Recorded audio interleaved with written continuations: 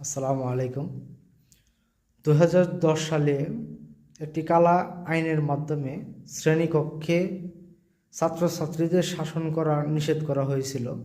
অর্থাৎ সকল school, college এবং মাদ্রাসায় যেন শিক্ষকরা শাসন না করতে পারে সেই ব্যবস্থা করা হয়েছিল, যার দরুন আজকের সমাজে বিভিন্ন প্রান্তে বিভিন্ন জায়গায় শিক্ষকরা ছাত্রছাত্রীদের দ্বারা লাঞ্ছিত এবং অপমানিত হচ্ছে।